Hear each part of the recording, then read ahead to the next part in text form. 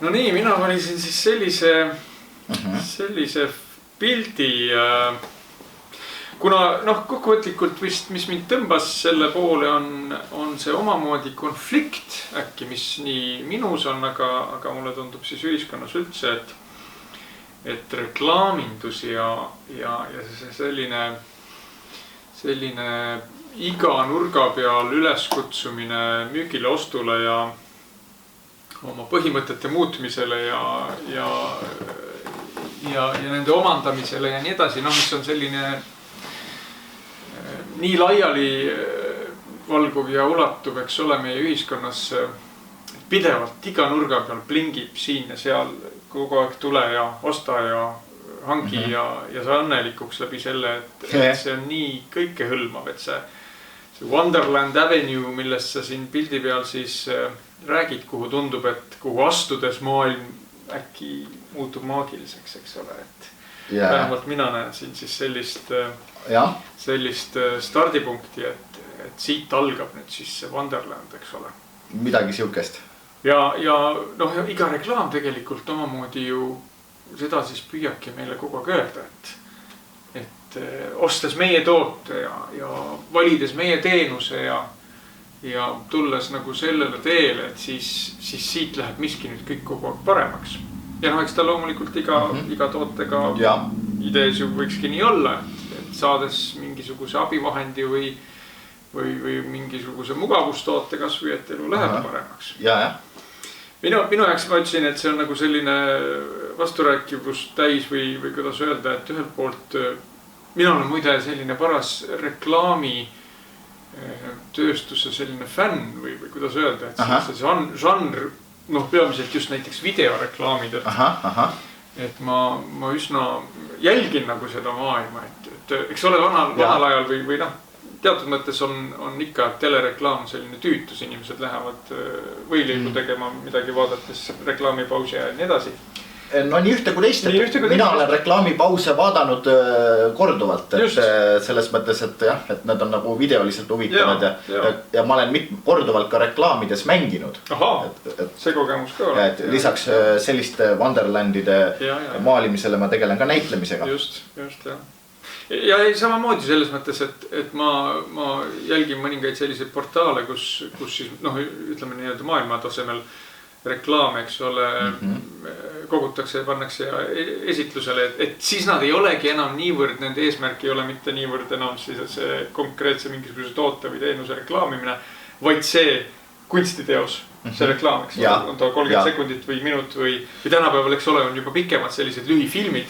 On 3 minutit. Kusjuures mõned reklaamid on ikka ülihuvitavad ja nendes mängida on ka ülihuvitav. Kahtlemata, et selles mõttes ja ütleme siis, minu valdkond, eks ole, siis alkoholiprobleemid ja karskusliikumine ja see teema, et sotsiaalmeedia, ütleme, või tähendab siis sotsiaalreklaam, kus mingisugust ühiskondlikku probleemi või sotsiaalset probleemi käsitletakse, teadlikkust suurendatakse või jällegi väga, väga huvitav valdkond ja ütleme näiteks siin Soomes, Põhjamaad üldse tegelikult on alkoholi ja tubaka ja võib-olla suitsiidi valdkond ja kodutus ja kõik sellised sotsiaalteemad väga hästi nagu on suutnud lahendusi leida sellise reklaaminduse kaudu või kuidas seda nimetada. Reklaami midagi nad teadvustavad, see on siis, mis eesti keeles see termin võiks veel üldse olla, et public service announcement on inglise keeles PSA ehk siis, eks ole, et avalikkuse suurendamise teadlikkuse tõstmine või midagi kergelt, harimine kergelt midagi siukest. Seda meilgi Eestimaal ju natukene tehakse, aga ütleme, see tase võib-olla tõepoolest on, et siin on ka ikkagi oma selge professionaalsus ja nii, eks ole, aga nüüd ma läksingi seda teed mööda ja siin ma näengi nüüd seda paradoksi, et ühelt poolt see reklaamimaailm, see Wonderland, mida lubatakse, tegelikult tekitab neid sotsiaalseid probleeme, eks ole. No nii ühte kui teist. Kindlasti on nii ületarbimine näiteks. No absoluutselt. Mõnikord on reklaamis kirjutatud, et reklaam näiteks sätestab, et reklaam sätestab, et see teeb õnnelikuks ja teeb paremaks. aga ta ei sätesta seda, kelle jaoks paremaks, kas müüja jaoks või ostja jaoks paremaks. Enamjaolt tõenäoliselt müüja jaoks, eks ole. Et no ikkagi valdavalt, kui me mõtleme sellisele üldühiskondlikule tarbimisele ja nii edasi, et ikkagi valdav osa sellest kõigest tarbimisest, mida on vaja reklaamida, noh, tekitab probleeme. Ja veel kord, et kui ma tulen tagasi siia nüüd alkoholi, tubaka, selliste asjade juurde, eks ole, siis isiklikult ja organisatsioonid, millega mina seotud oleme kindlal veendumusel, et neid ei tohiks reklaamida. Tähendab, need on asjad, mille tarbimise suurendamisest ei tohiks olla ühiskond huvitatud olla. Ja reklaam ju kui selline on tarbimisel üleskutsumine, soovitamine. Noh, alkoholitootjad väidavad, eks ole, et nende reklaam on mõeldud juba tarbijale, et nad valiksid nende toodet. Ja, ma ei vaidle vastu, selle eesmärk on seal ka kindlasti. Aga noh, tõendid uurimused näitavad, et ta siiski suurendab ka mitte tarbijate hulka. No seda kindlasti, sest et teavitab antud toote olemasolust neid, kes sellest veel ei teadnud. Ja tahvatleb, et jällegi tulles ikkagi selle kütkestavuse juurde, et noh, Eestimaal, ma arvan, alkoholitootjad ongi kõige paremaid reklaame tootnud, eks ole, kõige atraktiivsemaid, kus räägitakse tegelikult mitte niivõrd tootest, vaid eluviisist. Sellest, et tulles meie toote tarbijaks, sa astud, noh, mõeldes siin ühe viinatootja reklaamile näiteks, eks ole, et sa tuled nii-öelda unistuste saarele ja su elu siin saab olema hoopis teissugune. Et noh, just, ja nüüd, eks ole, hiljuti Eestimaal on selline elustiili reklaam keelatud alkoholi puhul, et see ongi tugev edusamm. Ja noh, just see atraktiivsus ka alaealistele ja noortele ja jällegi selle pildi juurde tagasi tulles see Wonderland Avenue, eks ole, et kuhu lapsi noori, sest lapsed noored on ju tulevased tarbijad, iga tootja, iga reklaami on tegelikult huvitatud juurtest tarbijatest, eks ole. Et neid tuleks kogu aeg juurde ja jällegi alkoholi, tubaka puhul paraku sellesama toote, sellesama asja tarbimise kaudu neid jääb vähemaks, nad surevad selle toote tarbimise pärast ära. 3-st 1 tubakatarbija, eks ole, sureb selle sama asja kätte ja nii edasi, et alkoholi tarvitamine otseselt tekitab üle 200 erineva haiguse ja vähiga seotud ja nii edasi, et ehk teisisõnu, et selle toote tarbimine tapab neid tarbijaid. Järelikult nad on kogu aeg reklaaminduse kaudu huvitatud, et neid tuleks juurde, et uusi lisanduks sellesse seltskonda. Ja sellepärast see, jälle mulle siis meeldib see selline, kuidas sa nimetasidki, impressionistlik stiil, eks ole. Võib-olla ekspressionistlik ka, et ta päris impressionistlik ei ole. Selge, et selline hägusus, selline, noh, mina siis nüüd oma triviaalsusega ütlesin. Tunnuseks ongi teatud määral, et ta ei ole väga detailne, vaid ta on selline, no ta ei pea olema detailne. Tule sellele teele ja see, mis su eluga hakkab juhtuma, me täpselt et ei ütle, eks ole. See, mis seal on selline ja just, et see kõik on ja noh, ise nüüd isana ja siis ühiskonnas sellest teemast, ühest konkreetsest sotsiaalsest teemast nii huvitanuna, noh, ma näen, et see reklaamindus ikkagi valdavalt, vaat siin on seda haridust nüüd vaja noorte jaoks ka aru saada, et sa oled pidevalt sind tahetakse, sind otsitakse, sind iga reklaamiga, eks ole, püütakse nii-öelda. Et ma ei ole kursis, kuidas koolis nagu õpetatakse seda kunsti, siis kuidas seda läbi näha, kuidas aru saada, et suurtootjad tegelikult on pidevalt sinust huvitatud. Noh, noored üldse sellised. Ma ei tea, ma ei oska öelda, mina kooli ajal väga sügavalt nagu seda ei ole õppinud, et ma ei usu, et seda ka tänapäeval väga õpetatakse, et seda tuleb pigem nagu ise õppida, et kuidas aru saada sellest, et reklaamitrikk on lihtsalt tehtud. Et kuidas saad reklaamitrikkidele immuunne olla? Ja eks ta olegi selline kahepoolne, selles mõttes loomulikult, et eks ole reklaamiseadus Eestimaal ütleb, et reklaami tohi eksitada. Aga kui nüüd hakata ükshaaval analüüsida, siis tõenäoliselt leida mitte eksitavat reklaami on väga raske. Tähendab, kõik nad lubavad midagi rohkem. Ja kus juures eksitavad reklaamid on, nojah, selles mõttes, et see on nagu eraldi teema, et selles mõttes küll, et jah.